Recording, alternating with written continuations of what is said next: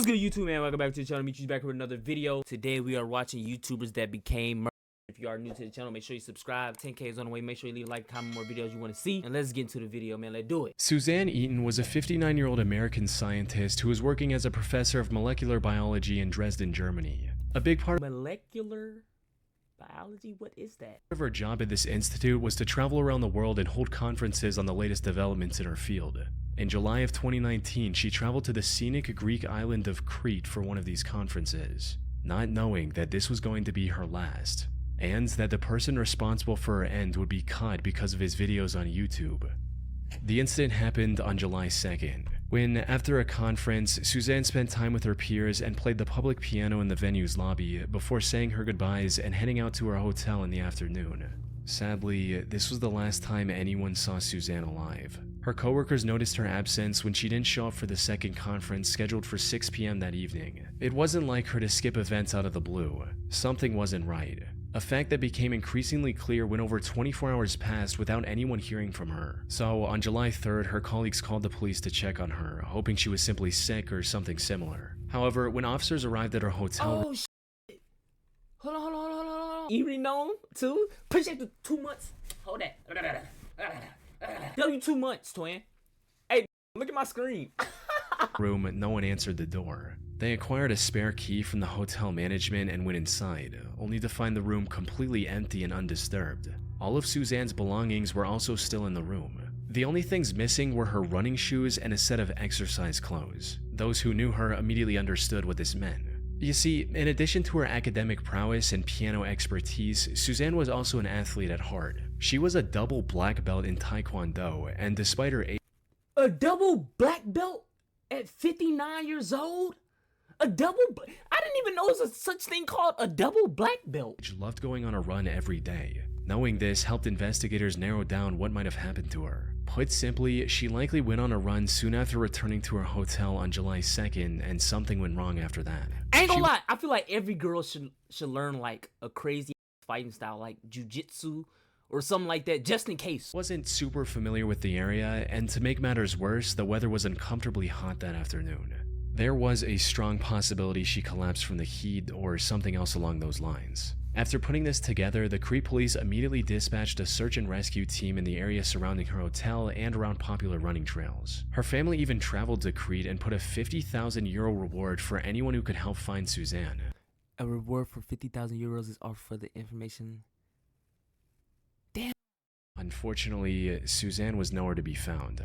That is until 5 days later, on July 8th, what the hell when is two that young men were cave? exploring one of the abandoned World War II Nazi bunkers scattered across Crete. Around 200 meters in, one of them noticed... World War II? What? Until 5 days later, on July 8th, when two young men were exploring one of the abandoned World War II Nazi bunkers scattered across Crete. Around 200 meters in, one of them noticed a piece of burlap covering something on the ground. They picked it up from one end to see what was underneath. And what they found was the aftermath of one of the most horrific crimes in Crete's recent history. Oh, the burlap was covering the bloody remains of Suzanne Eaton. Oh no, A later bruh. autopsy report discovered that Suzanne had several broken ribs, multiple fractures throughout her body, a missing ear, and much, much more. Whatever happened A missing what? Is you cool? to her certainly was not an accident. The investigators That's began just searching for random as clues, hell. and fortunately it didn't take long for them to make their first major breakthrough. A set of car tire tracks leading up to the entrance of the bunker. Analyzing these tracks allowed investigators to find the car responsible for transporting Suzanne's remains to that bunker. It belonged to 27-year-old Yanis Paraskakis, a local sheep farmer. But when questioned, Yanis feigned ignorance and claimed that him driving through that area on that day was nothing more than a coincidence. He went as far as to say that he didn't even know about the existence of that bunker, a lie that would eventually lead to his arrest. Ooh. You see, Yanis had a dream to become... Holy shit! Look at him. He looked like this is a face of a crazy man. He looked like what's the short guy? What's the short serial killer guy name? Become a successful YouTuber. He started a channel with his own name in 2012 and began Charles Manson. Yeah, he looked just like him. posting videos. However, if you go to his channel... Wait, hold on. Why his videos banging though? Started a 257 subscribers, 3 videos, 15K views, 31K views, 20K views. Why his videos banging? channel with his own name in 2012 and began posting videos. However, if you go to his channel today, all you'll find are 3 videos of him performing an ancient Chinese martial art and meditation technique called Qigong. That's because a couple days before Suzanne's body was discovered, Giannis deleted every other video on his channel. And once authorities recovered some of these deleted videos, it became clear why. You see, most of these deleted videos involved Giannis exploring abandoned World War II bunkers, including the one where Suzanne's remains were discovered. This contradiction gave the authorities the go-ahead to formally arrest him on July 15. It also allowed them to investigate him further, and the evidence they discovered was overwhelming. See, so he already had videos of him going into the cave. They're not gonna find these. The government not gonna find these. Let me delete them. Psych! You fucking idiot. As it turned out, the land where this bunker was located was owned by Giannis's family. Investigators also found traces of Suzanne's blood in his car's trunk. When confronted with this evidence, Giannis cracked and told the whole story. According to him, he saw Suzanne running down the road and something came over him. His family owned the Nazi his family owned the Nazi bunker though? He hit her with his car twice before putting her in his car, driving to the bunker and ending her life there. What? He later changed his story to where he was compelled to commit this crime by a demon. Unfortunately for him, the jury didn't buy this one bit and sentenced him to life in prison without the possibility of parole in 2020. Now, this should have been the end of Giannis's story, but from what I've seen, there's more to his actions than just this one crime he was convicted of. The thing is, Giannis presented his vile act as a crime of opportunity, something he did completely out of nowhere. However, there's evidence to suggest that Giannis might be a full-blown serial killer. Hell yeah, he's a serial killer! He was apparently detained by the police twice before, once for arson and once for animal cruelty, both of which are well-known early behaviors of serial killers. Why is that hold on, can we talk about this? Why is that the telltale sign for a serial killer? Like, them just harming small animals. Why is that because I'm so scared of my kid. If I have a kid and he start doing crazy shit like that, what do you do? What do you do if you see those tendencies? After his arrest, several other women also came forward, testifying that he had tried to run them over with his car as well in the past. Oh, so he do this actively. Suzanne was more than likely not his first victim. However, the most solid evidence against Giannis is in one of the deleted videos he uploaded to YouTube. In it, we can see him showing some very human-looking bones scattered throughout the same bunker Suzanne was discovered in. These bones were never discovered by the authorities, suggesting they might have been removed by Giannis to hide evidence. But what makes this truly disturbing is what his friend says at one point in the same video.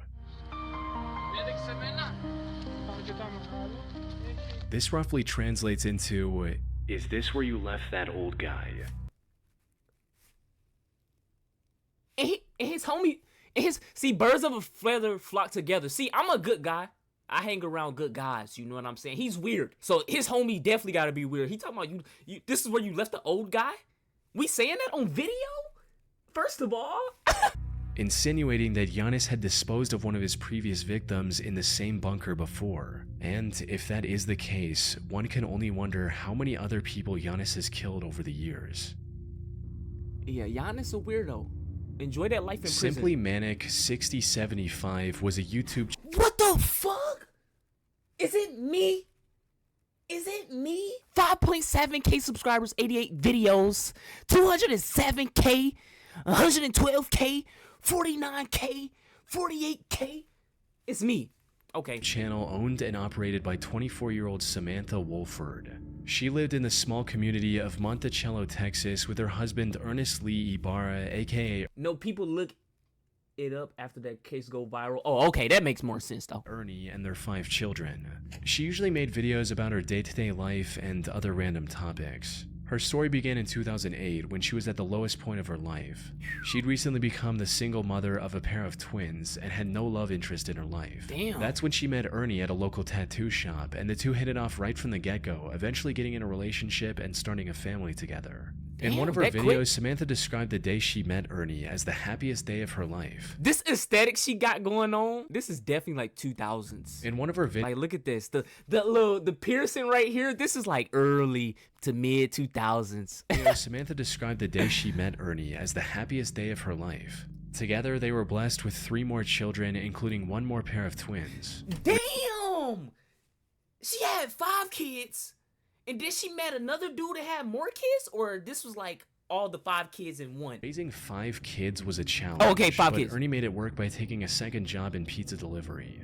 So while they had endured tough times together, Samantha, Ernie, and their 5 children appeared to be the perfect loving family. What the f she got this baby watching? Ernie made it work by taking a second job in pizza delivery. So while they had endured tough times together, Samantha, Ernie, and their 5 children appeared to be the perfect loving family. However, while being a stay-at-home mother was all she could do at the time, Samantha still had a dream of becoming a famous actress one day. I've always wanted to be an actress. I think it is so much fun. I've been extras in movies. I've had small parts in like short films. It is so much fun, and it is so beautiful. It is one of the most amazing forms of art ever, to be able to express yourself that way. I think it's amazing.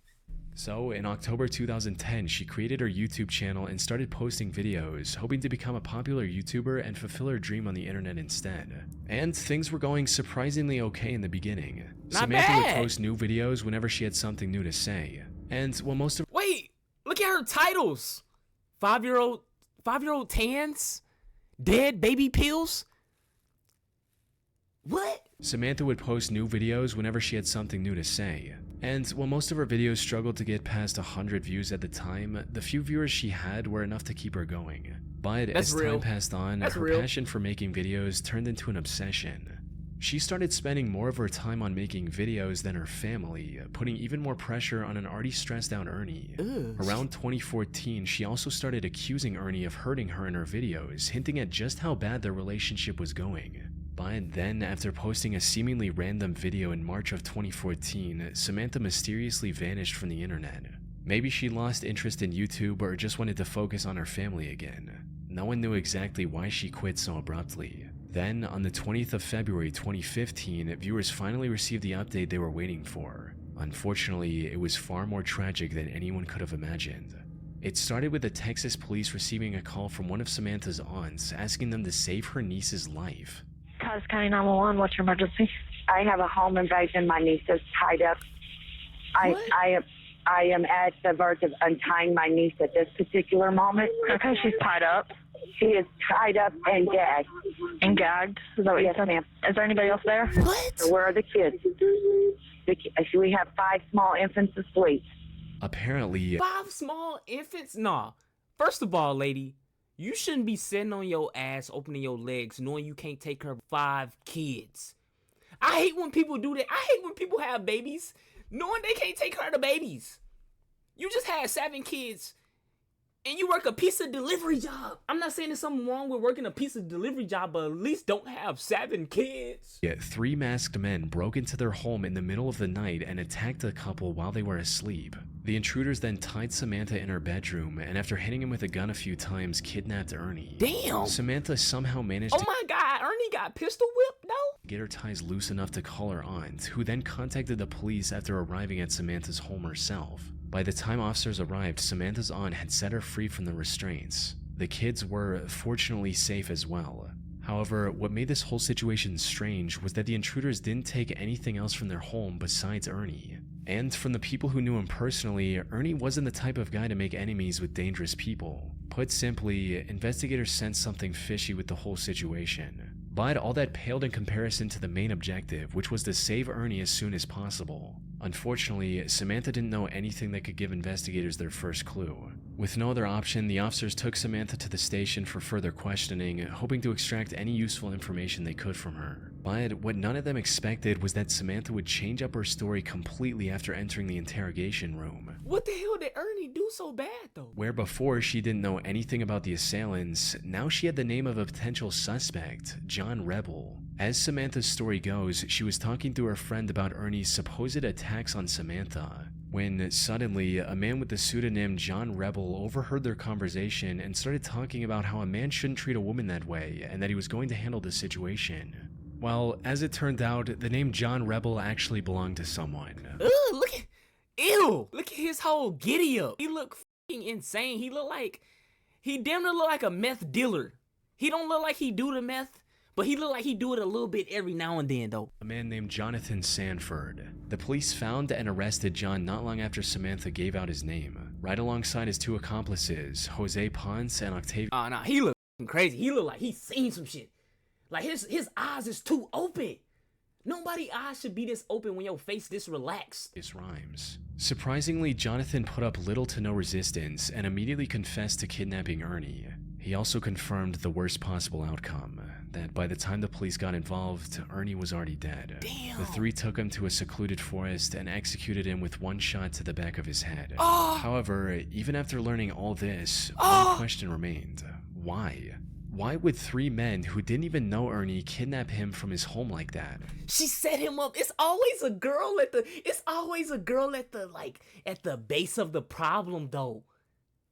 Why? Every answer to this question pointed back to Samantha, who kept denying any involvement. Even if the investigators ignored her suddenly remembering the perpetrator's name. It's not being sexist, but it's like 99. If you really hear like problems, not to be sexist, you too, because I know how y'all gonna be like, oh my God, there's no way he said that. Shut the fuck up. It'd be like a good 90% of chunk of problems with men. It's always a girl somewhere in that equation on why men did this to other men. You know what I mean? I'm not gonna lie. Sad to say, but I said it though. I don't regret nothing. There were several other suspicious aspects to her story. Like, how was she able to untie herself enough to call her aunt? Why didn't any of her neighbors hear the break-in? And why were the kids all sleeping in the same women though, room but like, when usually they're scattered throughout the house? You know. It wasn't long before investigators uncovered undeniable evidence of her direct involvement. This included instruction messages she sent to Octavius when the officers were trying to call Ernie's phone, which he had on him. These read, "Kill his phone, shut that down, ditch phone, move." There was no doubt about it at this point. Samantha was in colluding with her husband's killers. And as the investigation went on, the real story came out as well. Still the men's fault though, which is, I'm not taking away from that. I'm just saying like the base of the problem. You know what I'm saying? To whether it's like a girl cheated and now another dude beefing with another dude because his girl cheated on him. Like situations like that. You know what I'm saying? And those are the most common situations that happen. Am I bullshitting? Did I not just cook right there? Samantha had apparently become addicted to the idea of becoming a famous YouTuber, and her neglect of the kids became a constant source of fighting between the couple. But instead of resolving the issue like a responsible adult, Samantha colluded with her friend's boyfriend to hatch a cartoonishly evil scheme to get rid of Ernie. They first wanted to plant hard drugs in his car and get him arrested, but later made the heartless decision that taking his life would be much easier. There's also a chance that Samantha went with the murder plan because it would have brought her more attention on YouTube. She was eventually sentenced to 149 years in prison for killing her own husband, leaving her 5 children completely orphaned in the process. 100 and who? Attention on YouTube. She was eventually sentenced to 149 years in prison for Oh my gosh. 149 years in prison? Give me the chair, twin. For killing her own husband, leaving her 5 children completely orphaned in the process. My goodness. 150 years is crazy. Diana Lovejoy was a successful technical writer living Diana looked like her dad for sure. In the town of Carlsbad, California with her husband Greg Mulvihill. However, while her corporate job I've never paid seen the bills, Diana dad. Diana's true passion was becoming a triathlon athlete and documenting her journey on video, resulting in her eventually starting her own fitness blog called Lovejoy Fitness and a YouTube channel by the name of Heavy DJ. She started this channel all the way back in 2008, and over the years... Bro, what the hell? Where is this where you can see something like this at? I've never seen such an abundance of like seals. Used it to document various parts of her life. From meeting her parents after a long time to going scuba diving with her husband. At one point, she even tried to become a cooking show host of sorts. Doesn't that smell nice? Unfortunately, a cooking show host of sorts. Doesn't that smell nice? I don't know why that was just funny. What the hell? That was random as fuck. Unfortunately, her channel never really took off, forcing her to eventually cut her losses and move on with her life in March of 2012. Or at least that's what it looked like from the outside. In reality, Diana's reason for abandoning her YouTube channel was kind of wholesome. You see, Diana and Greg had been trying for a baby for years by this point.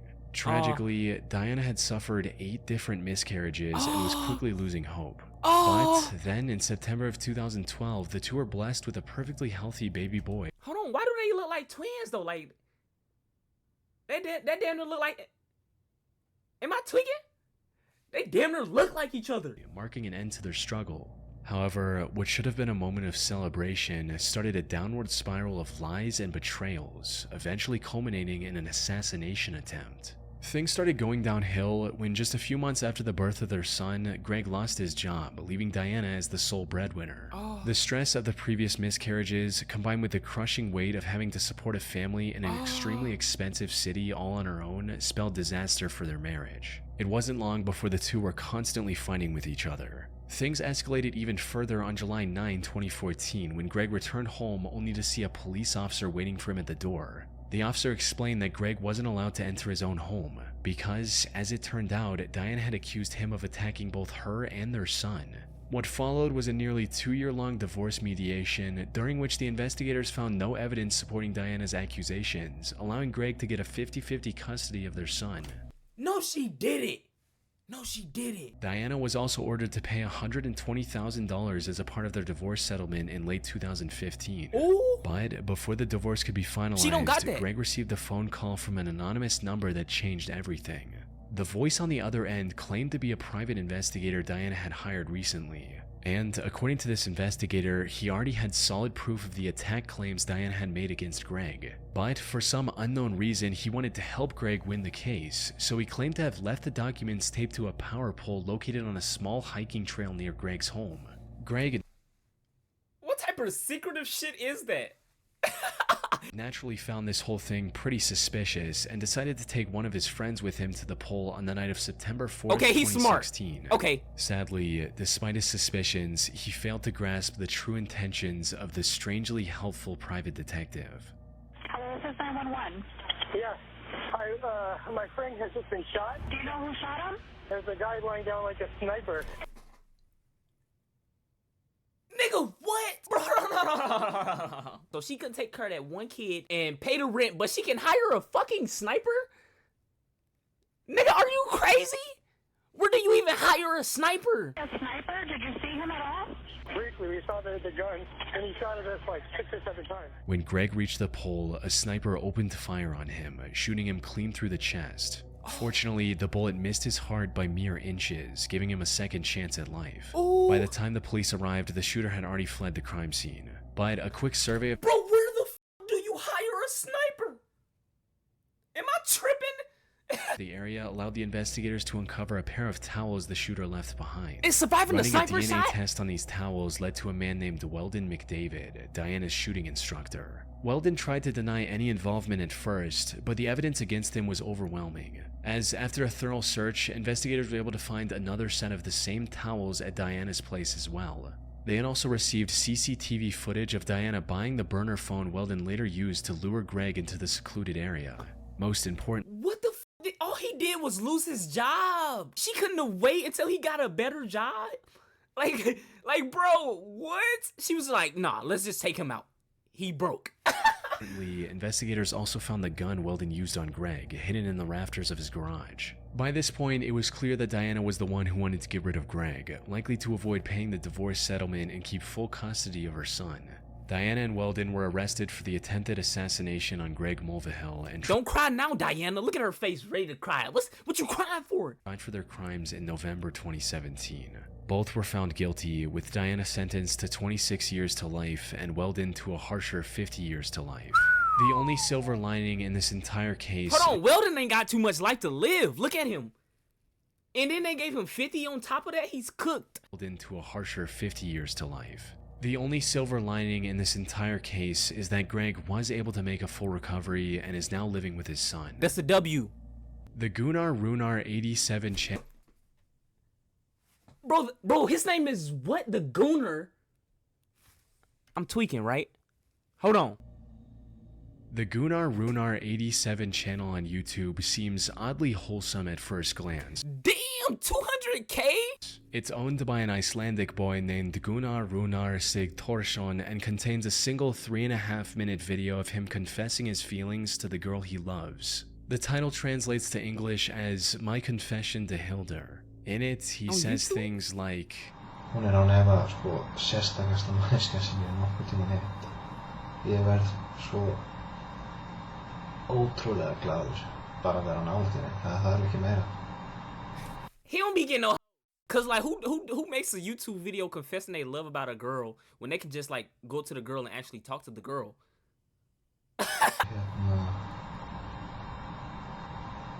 Þetta ætlað þér því að ég held sig orðin ástfangin með þér.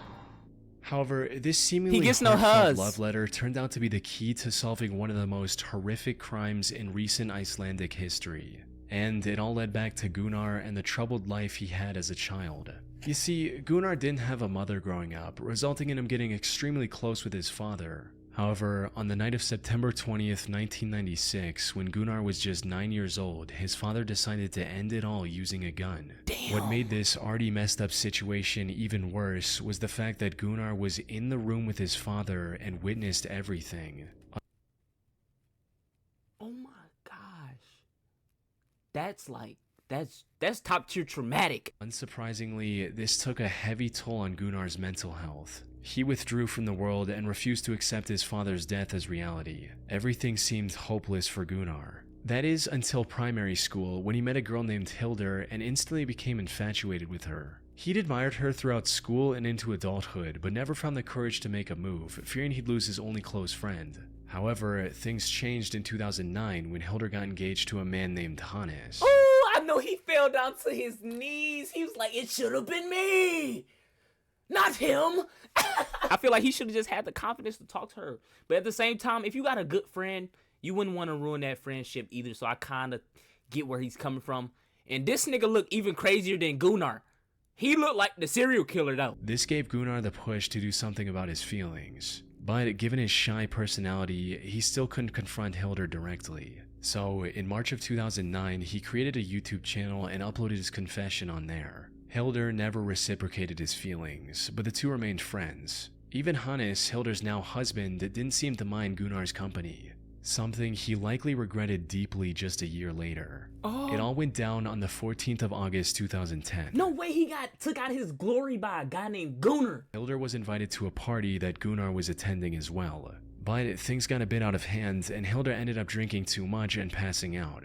Given their closeness, the task of getting her home safely How do people was drink handed like to that? Gunnar. But instead of dropping her off at Hannes' house like he should have, Gunnar took her to his own home. By the time Hildur woke up, it was already morning. She was understandably furious with Gunnar and immediately called one of her friends to drive her home. But nothing could have prepared Hildur for the horrific scene she witnessed on the other side of her front door. Her husband Hannes was lying on the top of the staircase near their bedroom, submerged in a pool of his own blood. She ran outside and called the authorities. Sadly, it was already too late. Hannes had received over 20 stab wounds on his body, from his arms and legs to the back of his neck, and was long dead by the time Hildur found him. Given his condition, his death was ruled a homicide and investigators wasted no time in looking for the killer. And while they initially suspected one of his business rivals of committing this horrific crime, it didn't take long for investigators to find Gunnar's video confession to Hildur and bring him in for questioning. He stabbed Big Bro 20 times because he didn't walk up to the girl and talk to her first, and he had the opportunity. He knew her for years. All he probably had to do was just be like, shorty, I like you. I really rock with you. I like what you got going. I like your vibe. You know what I'm saying? Maybe we should take this to the next level. And if she's, worst case scenario, she says no, but he said, nah, I'm finna just go stab her husband. How was you cool? Gunnar denied knowing anything about it and was eventually let go due to lack of evidence. Fortunately, not all hope was lost, because not long after that, investigators found a bloody shoe print next to Hannes' bed. Looking deeper into this print revealed that it belonged to a pair of limited edition Adidas shoes. At the time, them shits are ugly. There were only 18 of these specific shoes in all of Iceland. Wait, this nigga had some limited edition shoes, like, what? 18, it was only 18 pairs of those shoes? It's no way. It was only 18 pairs of this bullshit? It was only, no way.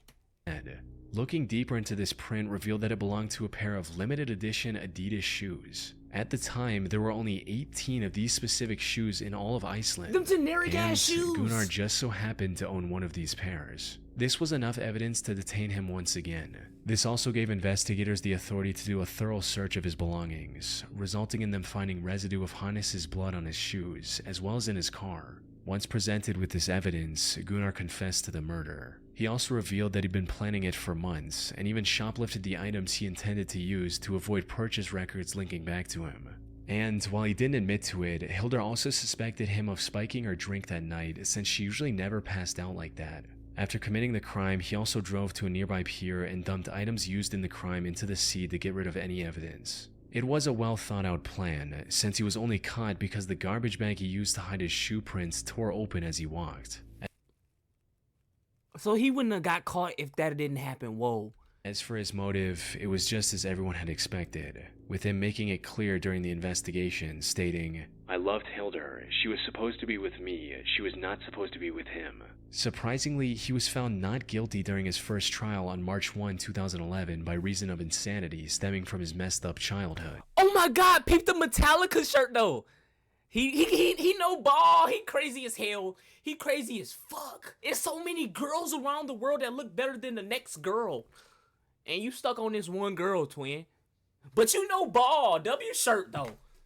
Weird as hell W shirt. However, the prosecution argued that he was fully aware of his actions and escalated the case to the Supreme Court of Iceland. Gunnar was found guilty on this second trial and was sentenced to 16 years in prison. Only 16? This was already lenient given the brutality of his crime, yet he ended up serving only half of that sentence as well. Only 8 years? He was released under supervision in July 2019. This nigga's outside living life. Now works at a local warehouse. This nigga got away. He just essentially got away with murder. What the hell, YouTube? That was YouTubers that became murderers. If you are new to the channel, make sure you subscribe. If you like videos like this, let me know. I'll drop more videos like this, or just watch what I upload, twin. But it's no way he's still outside living. That's crazy, right? I ain't got too much else to say. More videos on the way. Mitri gone, twin.